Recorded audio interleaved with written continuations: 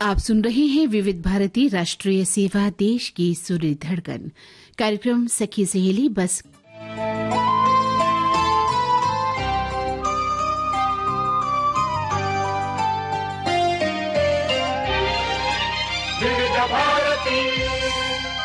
सहेली सुनने वाली सभी सखियों को और भाइयों को मंजरी वर्मा का प्यार भरा नमस्कार। और आज हमारे साथ हैं आरती श्रीवास्तव। आपको भी मेरा प्यार भरा नमस्कार। मंजरी जी, आपको और सभी सखियों को, सभी सखाओं को आरती श्रीवास्तव का नमस्कार। कैसी हो आरती? बिल्कुल ठीक हूँ।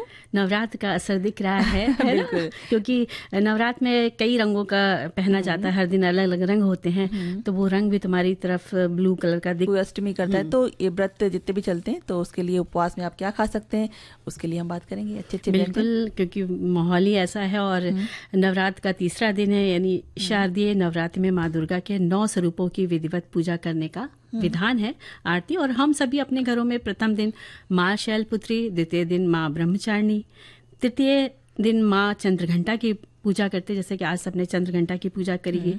और चतुर्थ माँ कुष्मांडा, पंचम माँ स्कंद माता देवी की पूजा होती है, और छठे दिन माँ कात्यायनी की, और 7वें दिन माँ कालरात्रि की, और 8वें दिन माँ महागौरी, और 9वें दिन सिद्धिदात्री माँ की पूजा आराधना बड़े ही भक्ति भाव से सभी करते हैं।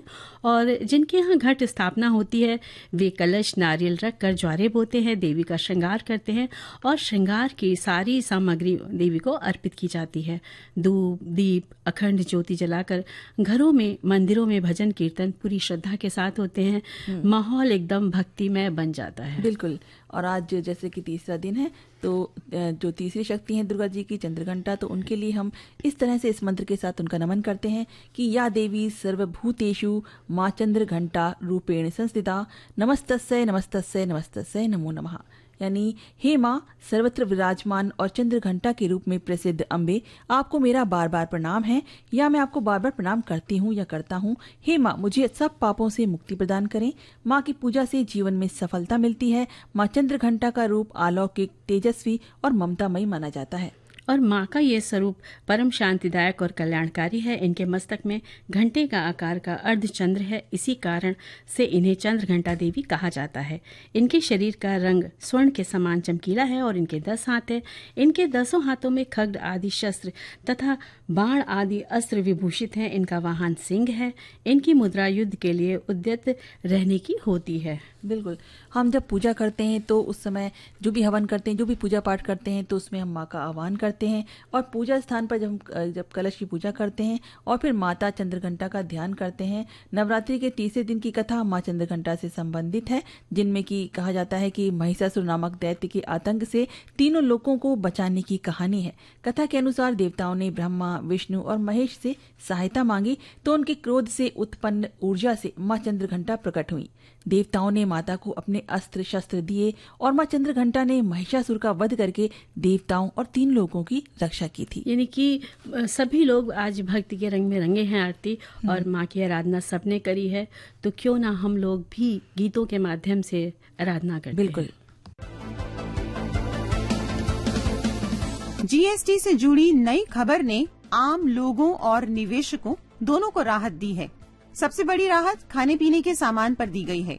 ब्रेड, रोटी और छेना पनीर पर अब कोई जीएसटी नहीं लगेगा। इसके अलावा 33 जरूरी दवाइयों के दाम कम कर दिए गए हैं, जिससे इलाज का खर्च भी घटेगा।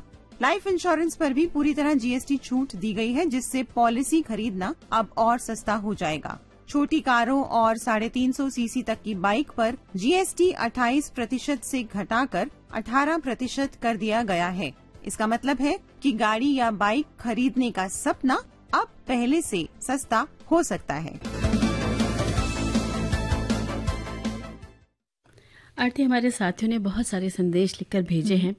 तो हमारे एक साथी लिखते हैं कि नवरात्रि पर 9 दिन ज्यादा लोग उपवास रखते हैं, और 9 दिन मतलब उपवास रखते हैं। और उपवास के व्यंजन में साबूदाने की खिचड़ी, कुट्टू के आटे की पूड़ी और पकौड़े, व्रत वाली नमकीन, केले के चिप्स और फल खाए जाते हैं। और उपवास के दौरान समय समय पर चाय और पानी भी पी सकते हैं। तो उपवास तो देखो कई तरह से रखा जाता है, लेकिन इस समय जिसके पास जितनी तथा हो, जितनी शक्ति हो शरीर में, कहना चाहिए उस तरह से उपवास रखना चाहिए। क्योंकि बहुत सारे लोग अलग अलग तरीके से रखते हैं। कोई लौंग पे ही रख लेता है, कोई सोचता है केवल फल खाएंगी, केवल इस पे व्रत रख लेता है। तो ये अपने अपने उस पर है कि आप अपने शरीर से कितना रख सकते हैं। बिल्कुल सही बात है। जबरदस्ती आप करेंगे तो आप बीमार पड़ जाएंगे, तो फायदा नहीं है इसका। आप पूजा अच्छे से करिए, श्रद्धा से करिए, वो काफी है। बिल्कुल। और एक हमारे श्रोता है जो कहते हैं कि नवरात्र केवल एक धार्मिक अनुष्ठान नहीं बल्कि जीवन का एक संदेश है जो सिखाता है कि साहस और सत्य से किसी भी बड़ी बुराई को समाप्त किया जा सकता है। कला और संस्कृति का संगम है कोलकाता, जहां पर दुर्गा पूजा को यूनेस्को की अमूर्त संस्कृति विरासत की सूची में शामिल किया गया है, जो इसे एक प्रमुख सांस्कृतिक आयोजन बनाता है। और हमारे एक साथी लिखते हैं कि आज शारदीय नवरात्रि का तृतीय दिवस परम पावन एवं मंगलमय है, जो पूजनीय माँ दुर्गा के चंद्रघंटा स्वरूप की आराधना को समर्पित है। माँ चंद्रघंटा के मस्तक पर सुशोभित अर्धचंद्र उनके अद्वितीय आभा और दिव्य तेज का प्रतीक है। उनके कर कमलों से सुशोभित दिव्य शस्त्र धर्म रक्षा का उद्घोष करते हैं, जो अन्याय, अधर्म और दुष्ट शक्तियों का संहार कर साधक को निर्भय जीवन का आशीर्वाद देते हैं। बिल्कुल। और माँ का यह स्वरूप हमें संदेश देता है कि भय और संकोच को त्याग कर केवल सत्य, धर्म और परिश्रम के पथ पर चलना ही वास्तविक विजय है। माँ चंद्रघंटा की आराधना से साधक का अंतःकरण दृढ़ होता है, आत्मबल, विवेक और साहस का विकास होता है तथा जीवन के सभी संकट दूर होकर समृद्धि, सौभाग्य और कल्याण की प्राप्ति होती है। और एक और श्रोता जो हमारे लिखते हैं कि माता चंद्रघंटा नवरात्र की तृतीय तिथि में घंटे के कंपन के समान मन की नकारात्मक ऊर्जा को सकारात्मक ऊर्जा में परिवर्तित करके भक्तों के भाग्य को समृद्ध करती हैं। मनुष्य अपने मन में ही उलझा रहता है। मन की नकारात्मक ऊर्जा दुखों को बढ़ावा देती है। चंद्रमा मन का कारक है, वो हमारी भावनाओं का प्रतीक है। घंटे का अभिप्राय ध्वनि, कंपन से उत्पन्न सकारात्मक ऊर्जा है। माँ चंद्रघंटा के मस्तक पर घंटे के आकार का अर्धचंद्र है, इसलिए ये महिमा बताई है चंद्रघंटा। बिल्कुल। और हमारे और साथी लिखते हैं कि माँ चंद्रघंटा नवरात्रि का तीसरा दिन, नवरात्र के तीसरे दिन देवी दुर्गा के तीसरे स्वरूप माँ चंद्रघंटा की पूजा की जाती है। चंद्र का अर्थ है चंद्रमा और घंटा का अर्थ है घंटी। उनके मस्तक पर अर्धचंद्रमा घंटे के आकार में सुशोभित है, इसीलिए उन्हें चंद्रघंटा कहा जाता है। माँ चंद्रघंटा बाघ पर सवार है और उनके 10 हाथ हैं। उनके हाथों में विभिन्न अस्त्र शस्त्र हैं, जैसे तलवार, गदा, धनुष, बाण और त्रिशूल। उनका ये रूप युद्ध के लिए तैयार देवी का है, जो भक्तों को बुरी शक्तियों से रक्षा और का आश्वासन देता है। उनके माथे पर घंटे के आकार का अर्धचंद्रमा है, जिनकी ध्वनि भक्तों को भय से मुक्त करती है। और एक हमारे श्रोता है जो लिखते हैं कि माँ चंद्रघंटा की पूजा भय को दूर करने और साहस की प्राप्ति के लिए की जाती है।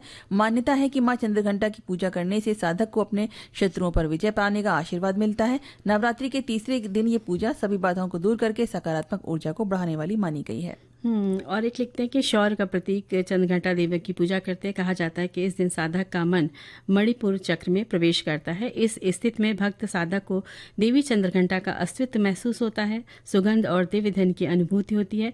हम तो देवी माँ से अन्याय का प्रतिकार करने के लिए शौर्य, साहस और शक्ति का वरदान चाहते हैं।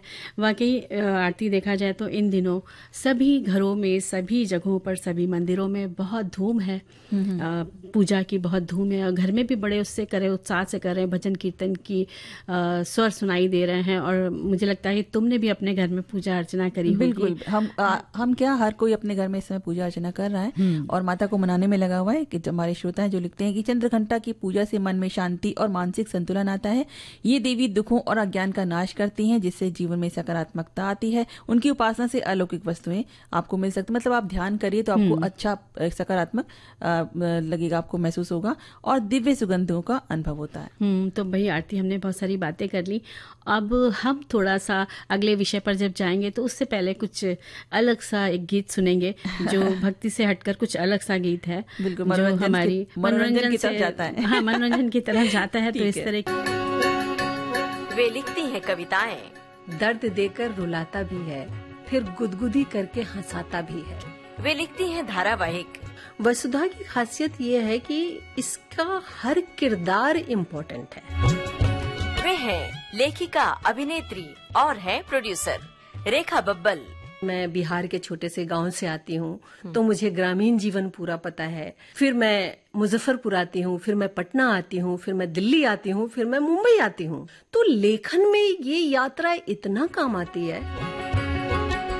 इनसे मिलिए 25 सितंबर शाम 7:45 पर, सिर्फ विविध भारती पर।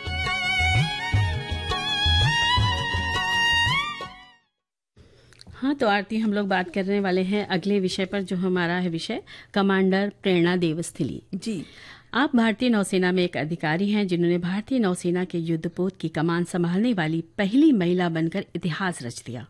वे टुपोलेव 142 यानी 142 समुद्री टोही विमान पर नौसेना की पहली महिला पर्यवेक्षक भी हैं। उनकी नियुक्ति सशस्त्र बलों में लैंगिक समावेशिता की दिशा में एक महत्वपूर्ण कदम है, जिसने लंबे समय से चली आ रही बाधाओं को तोड़ा है और नई पीढ़ी की महिलाओं को सेना में शामिल होने के लिए प्रेरित किया है। बिल्कुल। और प्रेरणा देवस्थली का जन्म मुंबई, महाराष्ट्र में एक ऐसे परिवार में हुआ था जहां अनुशासन, देशभक्ति और दृढ़ कार्य नैतिकता का बोलबाला था। छोटी उम्र से ही उनमें नेतृत्व क्षमता, जिम्मेदारी की भावना और अपरंपरागत क्षेत्रों में उत्कृष्टता प्राप्त करने का दृढ़ संकल्प दिखाई दिया।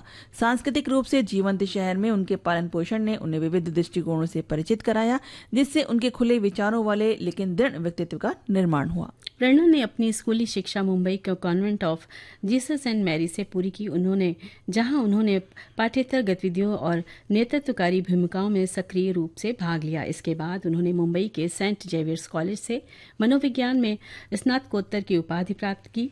मनोविज्ञान में उनकी शैक्षिक पृष्ठभूमि ने उन्हें मानव व्यवहार, निर्णय लेने और संकट प्रबंधन की गहरी समझ दी, जो कौशल बाद में उच्च दबाव वाले नौसैनिक अभियानों में अमूल्य साबित हुए। यानी पढ़ाई कभी बेकार नहीं जाती है। जो बिल्कुल बेकार नहीं जाती है आरती, हमेशा पढ़ाई काम आती है और इसलिए सबको पढ़ना भी चाहिए मन लगा करके।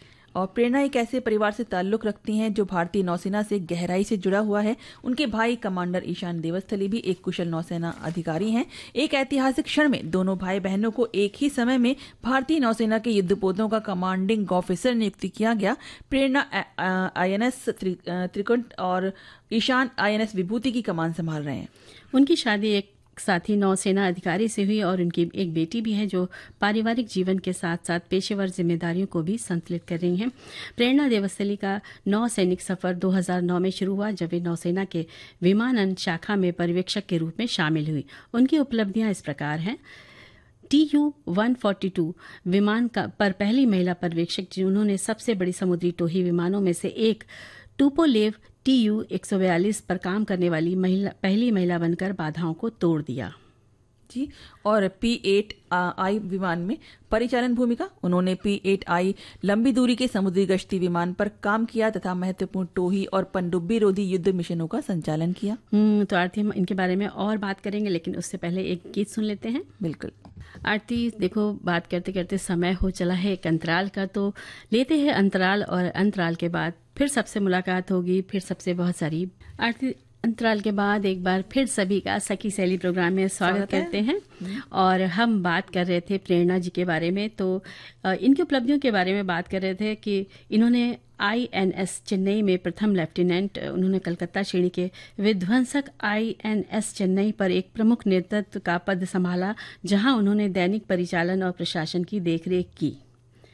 और 4 दिसंबर 2023 को नौसेना दिवस पे प्रेरणा ने भारतीय नौसेना में युद्धपोत की कमान संभालने वाली वो पहली महिला के रूप में उन्होंने इतिहास रच दिया। उन्होंने INS त्रिकुट की कमांडिंग ऑफिसर का पद संभाला। बिल्कुल। और अपने भाई की नियुक्ति के साथ ही वे भारतीय नौसेना में एक साथ युद्धपोतों की कमान संभालने वाले पहले भाई बहन भी बन गए, यानी ऐतिहासिक सहोदर कमान इन्होंने संभाली। और कमांडर बात है कि बिल्कुल भाई बहनों उनको इस तरह से जो चीजें मिली, जो उपलब्धि मिली। बिल्कुल। कमांडर प्रेरणा अपनी चुनौतीपूर्ण सैन्य करियर और एक पत्नी व मां की जिम्मेदारियों के बीच संतुलन बनाए रखने की अपनी क्षमता के लिए जानी जाती हैं। वे अक्सर अपनी सफलता का श्रेय अपने परिवार के अटूट सहयोग और अनुशासन व समय प्रबंधन के प्रति अपनी प्रतिबद्धता को देती हैं। जी। और ड्यूटी के अलावा वो ट्रैकिंग, नौकायन और स्कूबा डाइविंग जैसे साहसिक खेलों का आनंद भी लेती हैं। युवा महिलाओं के लिए प्रेरणा उन्हें अक्सर शैक्षिक और रक्षा संस्थानों में प्रेरक वार्ता के लिए आमंत्रित किया जाता है। वो नौसेना संचालन के लिए शारीरिक तत्परता बनाए रखने के लिए सख्त फिटनेस दिनचर्या का पालन करती हैं। उनकी कहानी अक्सर सशस्त्र बलों द्वारा महिला सशक्तिकरण अभियानों में उद्धृत की जाती है, बताई जाती है, जैसे कि लोगों को प्रेरणा मिल सके। उनका नाम भी प्रेरणा है और उन्होंने अपने नाम को बिल्कुल सार्थक कर दिया है। बिल्कुल कर दिया है। और हमारे साथी लिखते हैं, प्रेरणा देवस्थली ने 2009 में भारतीय नौसेना में कमीशन प्राप्त किया। उन्होंने अपने करियर की शुरुआत नेविगेशन अधिकारी के रूप में की, जो जहाजों को दिशा दिखाने और सुरक्षित सुनिश्चित करने के लिए जिम्मेदार होते हैं। वे कई भारतीय नौसेना जहाज़ों पर काम कर चुके हैं और अपनी विशेषज्ञता के लिए जानी जाती हैं। उन्होंने अपनी सेवा के दौरान कई महत्वपूर्ण जिम्मेदारियों को सफलतापूर्वक निभाया। कमांडर प्रेरणा देवस्थली ने दिसंबर 2023 में INS त्रिशूल की कमान संभाली। वे भारतीय नौसेना के इतिहास में युद्धपोत की कमान संभालने वाली पहली महिला अधिकारी बनी। और जैसे कि हमने बताया है कि और उसके आगे वो लिखते हैं कि ये उपलब्धि न केवल उनके बल्कि भारतीय नौसेना और देश की सभी महिलाओं के लिए बहुत प्रेरणा की बात है। बिल्कुल। और एक और श्रोता है जो लिखते हैं कि छोटी उम्र से ही उनमें नेतृत्व क्षमता, जिम्मेदारी की भावना और अपरंपरागत क्षेत्रों में उत्कृष्टता प्राप्त करने का दृढ़ संकल्प था। और सांस्कृतिक रूप से जीवंत शहर में उनके पालन पोषण ने उन्हें विविध दृष्टिकोणों से परिचित कराया। जैसे कि मुंबई में पली बड़ी, उनका जन्म हुआ, जिससे उनके खुले विचारों वाले लेकिन दृढ़ व्यक्तित्व का निर्माण हुआ था। बिल्कुल, बहुत इनकी साहसिक भरी यात्रा थी, समुद्री यात्रा थी। और जब किसी भी ऐसी यात्रा पर जाते हैं तो बहुत सारी चुनौतियां होती, लेकिन जब ऐसा साहस होता है जिनके अंदर, वो ऐसी चुनौतियों का मुकाबला बहुत अच्छे से कर लेते हैं आरती। और सभी की प्रेरणा की स्रोत तो हैं ही हमारी प्रेरणा जी। तो हम लोग बढ़ते हैं गीत की ओर, फिर हम कुछ बातें करते हैं। गीत भी देखें, दीवाना लेकर आया कह रहा है, तो ये गीत लेकर आए हम दोनों, तो चल तो आरती, आज माँ विंध्यवासिनी शक्तिपीठ के बारे में हम चर्चा करने वाले हैं जी। तो विंध्याचल मंदिर, जिसे कि माँ विंध्यवासिनी का मंदिर कहा जाता है, विंध्याचल धाम के नाम से भी जाना जाता है, एक ऐसा मंदिर है जो माँ विंध्यवासिनी को समर्पित है, जो उत्तर प्रदेश के मिर्जापुर जिले के विंध्याचल में गंगा नदी के तट पर स्थित है। ये भारत के शक्तिपीठ मंदिरों में से एक है। मुख्य देवी विंध्यवासिनी का नाम विंध्य पर्वत से लिया गया है, जिसका शाब्दिक अर्थ है वो जो विंध्य में निवास करती हैं जी। और योग माया को विंध्यवासिनी, महामाया और एक नंशा के नाम से भी जाना जाता है। वैष्णव परंपरा में उन्हें नारायणी की संज्ञा दी गई है और वे विष्णु की माया की शक्तियों के अवतार के रूप में कार्य करती हैं। भगवत पुराण में देवी को देवी दुर्गा का परोपकारी पहलू माना गया है।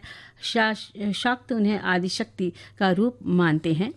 योग माया की उत्पत्ति द्वापर युग में हुई, जब उन्होंने भगवान श्री कृष्ण से पहले माँ यशोदा के गर्भ से जन्म लिया और श्री कृष्ण की बड़ी बहन कहलाईं। भगवान विष्णु ने निर्देश दिया था कि योग माया नंद यशोदा की पुत्री के रूप में जन्म ले, ताकि वे भगवान कृष्ण के जन्म के समय उनकी मदद कर सके। जब कंस ने मथुरा के कारागार में देवकी के 8वें पुत्र कृष्ण को मारने की कोशिश की, तो कृष्ण के कहने पर वासुदेव ने योग माया को यशोदा के पास रख दिया। बाद में जब कंस ने उस बालिका को मारना चाहा, तो वे हाथ से छूटकर आकाशवाणी करती हुई चली गई और उसने कंस को चेतावनी दी कि उसका मारने वाला कहीं और जन्म ले चुका है जी।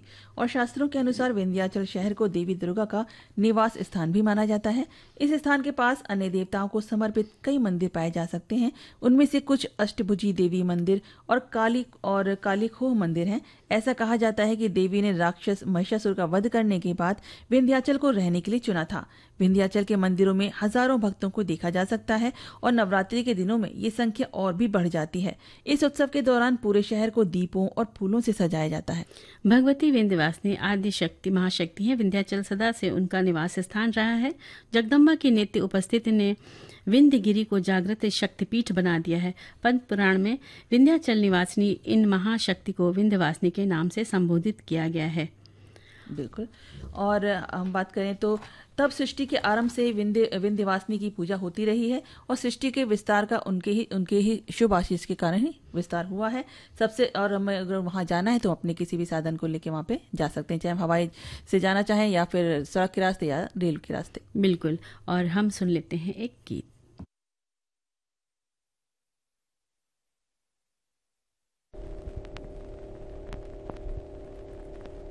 तो आरती देखा, कितना प्यारा सा ये माँ का भजन था जो हम लोगों ने सुना, और वाकई सब एकदम श्रद्धा से भर जाते हैं जब हम ऐसे गीतों को सुनते हैं। और जब गरबा के रंग एकता के संग की बात आती है तो रंगों की तो लोगों को ये समझने की पहले जरूरत है कि एकता हम किसी के बारे में बात नहीं कर रहे हैं। एकता मतलब यूनिटी, हम एक दूसरे के साथ में सहयोग करके रहते हैं, उसके बारे में हम बात कर रहे हैं। बिल्कुल। और जब उत्सव त्योहार होते हैं ना आरती, तो जब सब लोग एक साथ जुटते हैं ना, तो उनकी जो एकता है वो देखते बनती है। और ऐसे में रंगों की छटा उनकी बहुत निराली हो जाती है और रौनक भी दिखती है। और गरबा के उत्सव की तैयारी से लेकर खेलने तक के लिए धार्मिक उत्सव के संग सभी हो लीजिए, यानी खेल ही रहे हैं। और माँ दुर्गा के 9 रूपों में नवरात्रि का पर्व शुरू हो गया और चारों ओर कीर्तन, भजन और फिल्मी धुनों से सजे गीत गूंज रहे हैं। गुजराती गीतों ने भी क्या समा बांध दिया। आरती देखकर मजा आ जाता है और एकदम पैर थिरकने को आतुर हो उठते हैं। और गरबा हो या डांडिया रास एकता की अनूठी मिसाल पेश करते हैं। बिल्कुल। और अपने श्रोताओं को बता दें, सखियों को, सहेलियों को, सखाओं को कि अब मंजरी जी ने भी पूरा अपना कर लिया है तैयारी, है ना, कि उनका पैर थिरकने, बात करने से उनके पैर थिरकने लगे, तो सोचिए अब वो क्या करने वाली है गरबा में। आज प्रोग्राम के बाद करेंगे गरबा। गरबा हम बात करें तो गरबा उत्तर पश्चिमी भारतीय राज्य गुजरात का एक सामुदायिक नृत्य है। गरबा नृत्य की उत्पत्ति गुजरात में देवी दुर्गा की पूजा के एक भक्ति भाव से परिपूर्ण समारोह के रूप में हुई थी, जिसका संबंध गर्भ शब्द से है, जो अस्तित्व और जीवन के चक्र का प्रतीक है। ये एक पारंपरिक लोक नृत्य है जिसे नवरात्रि त्योहार के दौरान किया जाता है, जहां देवी की शक्ति का जश्न मनाया जाता है। समय के साथ इसमें विभिन्न क्षेत्रीय और सांस्कृतिक प्रभावों को शामिल किया गया, जिससे ये एक जीवंत सामुदायिक उत्सव बन गया। और आरती परंपरागत रूप से ये नृत्य महिलाओं द्वारा एक मिट्टी के लालटेन के चारों ओर घेरा बनाकर किया जाता है, जिसके अंदर एक प्रकाश होता है जिसे गर्भदीप कहा जाता है। गर्भदीप की एक और प्रतीकात्मक व्याख्या है, ये पात्र स्वयं शरीर का प्रतीक है जिसके भीतर दिव्यता यानी देवी या देवी के रूपों में निवास करती हैं। इस प्रतीक के चारों ओर गरबा नृत्य इस तथ्य के सम्मान में किया जाता है कि सभी मनुष्यों के भीतर देवी की दिव्य ऊर्जा विद्यमान है। जी। और गरबा अनुष्ठानों और पूजा अर्चना की तरह एक धार्मिक प्रथा का हिस्सा है, इसलिए इसे नंगे पैर और सभी प्रकार की सतहों पर, मतलब नंगे पैर ही रहकर इसमें नृत्य किया जाता है। नंगे पैर चलना उस धरती के प्रति सम्मान को दर्शाता है जिस पर लोग चलते हैं। पैर शरीर का वो अंग है जो धरती को, सभी की पवित्र माता को स्पर्श करता है। धरती में सृजनात्मक शक्तियां समाहित हैं और पैर को वो माध्यम माना जाता है जिसके माध्यम से धरती की प्राण ऊर्जा मनुष्यों में प्रवाहित होती है। नंगे पैर नृत्य करना देवी से जुड़ने का एक और तरीका है। बिल्कुल। और संयुक्त राष्ट्र शैक्षिक, वैज्ञानिक और सांस्कृतिक संगठन यूनेस्को ने बोत्सवाना में अंतर सरकारी समिति ने के अपना 18वें सत्र के दौरान आधिकारिक तौर पर गुजरात के प्रतिष्ठित गरबा नृत्य को मानवता की अमूर्त सांस्कृतिक विरासत की अपनी प्रतिष्ठित प्रतिनिधि सूची में शामिल किया है। गरबा में लयबद्ध संगीत, गायन तथा ताली बजाई जाती है। ये नृत्य आयु, लिंग तथा सामाजिक स्थिति की परवाह किए बिना कोई भी कर सकता है। आधुनिक गरबा पारंपरिक रूप से पुरुषों द्वारा किए जाने वाला नृत्य डांडिया रास से भी काफी प्रभावित है।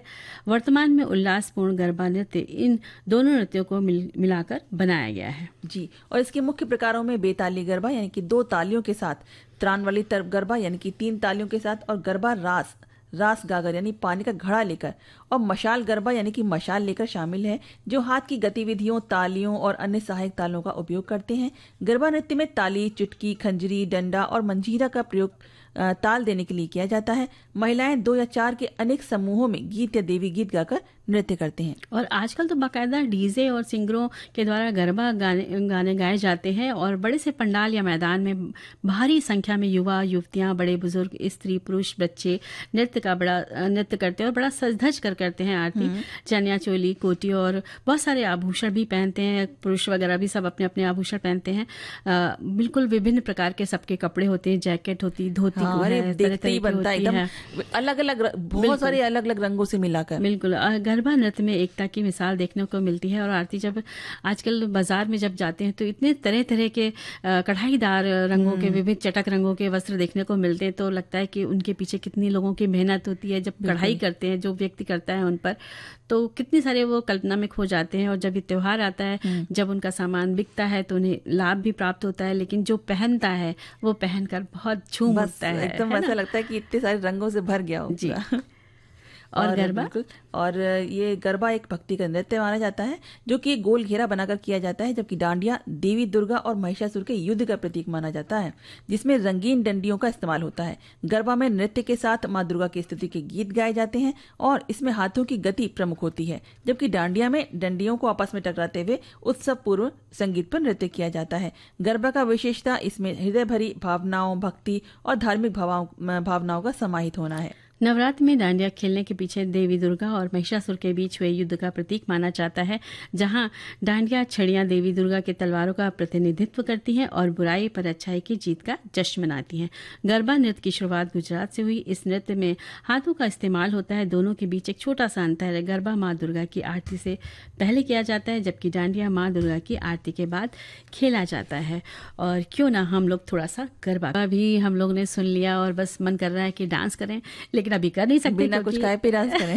बिना खाना पीना तो पड़ेगा ही, जरूरी है। हमारे साथियों ने क्या लेकर भेजा, रेसिपी व्यंजन की बात कर लेते हैं। बिल्कुल। और हम पहले पढ़ लेते हैं। हमारे एक जो श्रोता है उन्होंने भेजी है, सखी ने, तो लिखती है कि शकरकंद को उबाल कर उन्होंने भेजा है शकरकंदी की टिकिया। तो उसके लिए शकरकंद को उबाल कर पहले आप मैश कर लीजिए, उसको अच्छे से मिक्स कर लीजिए। अब आप इसमें सेंधा नमक, कुटी काले मिर्च, हरी मिर्च, दरदरी भुनी हुई मूंगफली, थोड़े से नींबू का रस मिलाकर किसी भी फलाहारी आटा, अरारोट, साबूदाने या सिंघाड़े के आटे में, जो भी आप खाते हो उपवास में, उस आटे में लपेटकर नॉन स्टिक घी में थोड़ा सा सेक लीजिए और चटपटे फलाहार व्यंजन तैयार है। अगर आप नमक नहीं खाते हैं तो मैश किए हुए शकरकंद में गुड़ का पाउडर आप डाल सकते हैं, है ना, जैगरी पाउडर डाल सकते हैं, काली मिर्च पाउडर और थोड़ा सा कोई भी फलाहारी आटा मिलाकर इसकी टिकिया को घी के साथ तवे पर सेकने के बाद और इसका हम आनंद ले सकते हैं। और ये पौष्टिक भी बहुत होती है। बिल्कुल। और हमारे एक साथी ने लिखा है कि बादाम की रेसिपी, उन्होंने बादाम का हलवा लिखा है कि बादाम को पीस कर घी में भून लें और उसमें दूध चीनी मिला लें और जब ये गाढ़ा हो जाएगा ना हलवे के शेप में, तब आप इसको निकाल लें बना करके। और बहुत ही पौष्टिक है। इस तरह की रेसिपी लिखी है। और मखाने की खीर लिखी है इन्होंने। इसकी सामग्री है मखाना 1 कप, दूध 4 कप, घी 1 बड़े चम्मच, चीनी आधा कप, इलायची पाउडर आधा छोटा चम्मच।